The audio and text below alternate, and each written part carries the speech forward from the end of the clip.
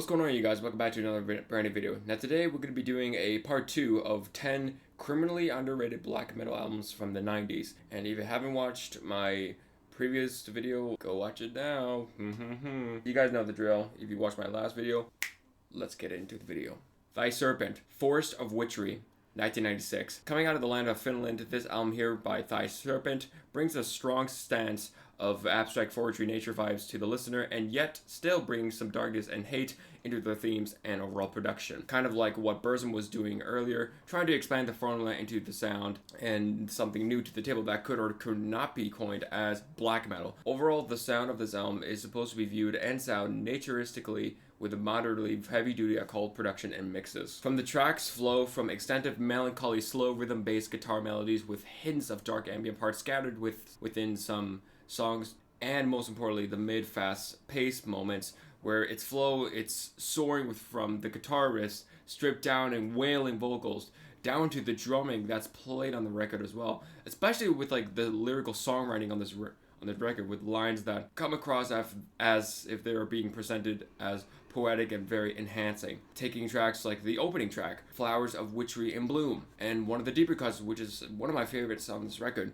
Only Dust Moves. This album didn't bring just a unique songwriting and a sweet taste of the masterful resonance to the table. Thy Serpent brought a uplifting parasite to the album's theme and the majestic evil inspiration by a large gap ahead. Better or not, it's worth listening if you're really hiking or camping in the riversides of Canada. Ancient Rites, The Diabolic Serenades, 1994. I promise you, some black metal bands combines mostly every subgenre there is within black metal or into black metal. Ancient Rites from Belgium can combine whatever they want. Full speed ahead with influences from Running Christ, Bathory, just a couple of sound effects of wind blowing and dramatic keyboard interludes. You pretty much got yourself a very surreal, so serene listen to scrape your way into. Yes, I know they are coined as a blackened thrash metal band, but please. Very early 90s and late 80s death metal inspired guitar and bass hooks that makes quite the space for some headbanging. Very pulsating melodies and very up-driven tempo spots thrown here and there, along with aggressive and very evil-paced growly vocals. The drumming playing with a crisp sensation of sound like your typical thrash beat and double bass drumming. Very solid and evil production. Not only the reverb of the drums and the vocals sound very thunderous together, but overall the album mood and balance sits right into their groomed position to the point where it feels where the vibe and tone hits harder than your other early 90s black metal albums that mixes death metal into their play. I highly recommend tracks like The Land of Frost and Despair, a very chilling, but it hits in pretty quickly with rebel-like guitar melodies and hard-hitting evil drumming, adding some textual flavor to their unique blend of black metal and death metal into their song. No matter what could or couldn't be understood, this album tends to be a very heavy swing if you're looking into black metal, thrash metal blended back to back. Thornium, Dominions of Eclipse, 1995. All would be already breaking loose, even more loose than Thornium from Sweden. Very occult themes with their original hint of evil and very lo-fi satanic production. Tastefully enough, this album brings a very cold and very steady vibe with a unique structure balance and that big tone of bouncing rhythmic grooves that sound like 1,000 bats flying. Very hypnotic and scary, if you might think. From the moment this album starts, you come to realize that this isn't your typical underground black metal album that you might find on MySpace or on YouTube, I don't know. Heavy works from the guitar instruments and the keyboard stands taking turns to even going to the level of layering being steady on top of each other, whether it's chords or melodies, and punches you with that haunting mood. The drumming is played with evilness and gloom fitting with its bouncy and catchy rhythmic syncopated drum beats that drives each song into their tasteful tone, wickedness, plus the watery croaks and screams adding a more complex texture to the overall album vibe. Des Schwarze Ricken is a true example of bringing that tone of occult energy from the fold and then watering them all down with that very advanced and even more original structured melody, haunted keyboard picks, tight guitar chords and melodies, and sharp vocal and drumming work. Therefore, it's better off to say this album is a sensual influence for many more from the underground scene that could do anything that is impossible with this good unholy force of a record. Hellspell, Devil's Night, 1999. Everybody wants to dig a little faster faster and more satanic than everybody else, unless they're just trying to copy each other. But Hellspell beats them all one by one, all thanks to this Swedish album here. Very grand production, like it was sounded like it was made under $500, with that very bold and rich, but also very settled atmospherically dark energy coming out from not along the album's originality sound. They're setting the mood for a Satanist. This album brings a very interesting groomed style of layering instruments accordingly with the steady mixes and tone of the music. Very rich guitar melodies on top of layered melodies. The bass guitar can follow along if it's worth it. Sharp and upbeat on both the blast beat and on the hook. Tight drum fills and groovy patterns, plus the precise sharp cymbal work. Let's not forget about the dynamic pace of some parts of the certain tracks. This instrumentation work and very satanic fuel can be really expressed and with very impactful dramatic tracks like When the Seals Have Been Broken. Nice crossover duel with screaming and clean vocals, to the very fast and spooky, dramatic and dynamic mood with excellent drumming and very soaring guitar, clean guitar melodies with tracks like Den Eviga Striden. If you want to add some more progression elements to music, go check this out. Very underrated and definitely needs to be checked out more often. Abyssos, Together We Summon the Dark, 1997. Ever dreamed about living your life as a Count Dracula in whatever past 10 centuries you reside in? Well, look no further than Abyssos from Sweden with this album here. You might think the one thing that we all know and love is the mixture and taken turns from both male and female skewed into place across the album, with his very haunting and bittersweet production and his jam-packed field of passionate but also explosive dark energy, of lust and mind-consuming of twisted musical passages. Tight but romantically and horrifying fast-paced instruments, flowing desperate vampiric mood and grooves from the percussion worked up to the guitars that play with a raw force of intense structure melodies, and the chords, it just feels like it was written in a coffin. To the keyboards that turn your veins from red and blue to black and black, to the thunderous wall of intense black metal sound. In other words, to describe this utter and thunderous behemoth, it can't be said enough and done, despite the fact that this album is just a pure, raw black metal at thy finest with good production. Tracks like In Fear They Left the World Unseen, settle, dark, and very romantic to put on in the background at a loud goth party. Empaligon, Black Dominated Annihilation, 1999. Now, let's go a little more rawer with the production by a good amount. Evilness and speed if you mix enough cocaine and value. Empaligon from Germany has no ground rules to follow under Marduk's command, never crossing over with anything else besides the overall satanic style that is being played with just extreme portions of aggression.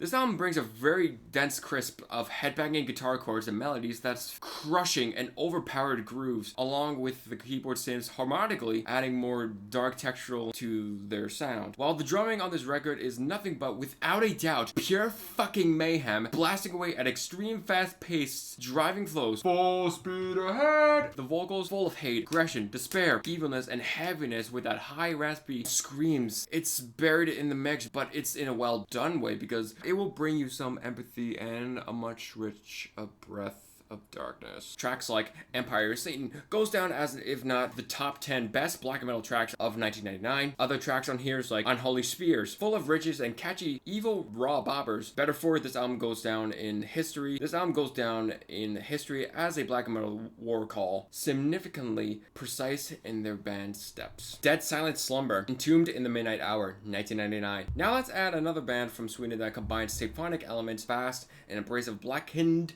moments into their sound. Undealt production and polished mixes as if you are the alien's chosen one. With this album, it takes a couple songs to kick in that proper precision melodies and somewhat technical beat-heavy atmosphere where everything else as the music is building up on you. The definition of combining very moody dents of sci-fi sounds and that very grim, evil black metal. One, very impressive despite being only done by one person. We get some head-bobbing inducing guitar and drum hooks that's pretty good at the following main focuses with the vocals, knowing when to come and go, and uplifting fast moments on this record that puts you like in the bold spotlight where everything is just swirling around you so loud, but you get the kick with epic melodies and harmonies where the music all just sits right in the middle with good thunderous dynamics and soaring hooks, not to mention the guitar playing on this record. There are some moments where you can hear some actually sweeping and scorching fast tapping, which I think is considered to be the best overall guitar performances on this list. Yeah, very impressive. Smell the incense. Sounds like you were at war with Satan in outer space, in the dark, in the cosmic void, where all you see is nothing but blackness and blood running through your veins, especially when that guitar solo kicks in. Oh, you're gonna love it. To be or not to be, this album is very unspoken and remains a testament of a great thunderous electric force of underground black metal. Very underrated. The Moaning, Blood from Stone, 1997. With only one album and one demo in their time, The Moaning from Sweden can do whatever it takes to become true with their well-defined production and very dense and aggressive tones of ordinality structures and melodies into their melodic songwriting and their overall heavy sound of early blackened death metal dissection wannabe band that's more complex with their songwriting. Production, spot on. Very fast and electrifying guitar melodies and also upbeat harmonies to the track's hooks, fast blast beat drumming with some beat switch ups and peppy drum fills flowing along smoothly with the aggressive grooves, vocals giving off that nice rich texture of raspy and vibrant sound. Everything equally sounds pretty matched with the album's vibe, sounding like it could be written and published by a power metal band who just heard of Dawn's You're Slowly Garnipper for Evorgor, and this is what they came up with. Want to be fast like a shark? Well, you got some tracks like Stillborn, Dark Internal Embers, and the closing track, which I find this album to be one of my favorites out of the bunch. Dark Reflections, from the slick production and the well-core musical passages and the vibe, I highly recommend it from start to finish. If you're really into dissection and you want to look into some albums that sound like dissection, this is the album you want to go with. The Black, The Priest of Satan, 1994. Let's say you are a Satanist, right? And you are living in the age where black metal is growing even faster than it ever has. Lord and behold, The Black from Sweden, yet again. Raw and grimness production that comes from the works of Vaughn and some of the first releases of Carpathian Forest, and unholy walls of evil sound melting your scalp by a very, very large margin. Very wannabe Dark Throne and Mayhem sound alike, catchy guitar and bass, but more fun riffs and very abrasive drumming that's so impactful to the brim, alongside with the vocals growling with heinous and total perversity, giving the listener advice that you can go all around town, letting people know that you are all about black metal. Both sides of the satanic beast run very smoothly, but I highly recommend playing the second half over the first half on tracks like Black Blood, After My Prayers, and the almighty Tidy track. Heavy, full of evilness, and very dark. No matter the budget or the production of the ground rules of originality and musical ideas, unlike the Brazilian scene in the late 80s, there's nothing to be scared of going beyond a little bit.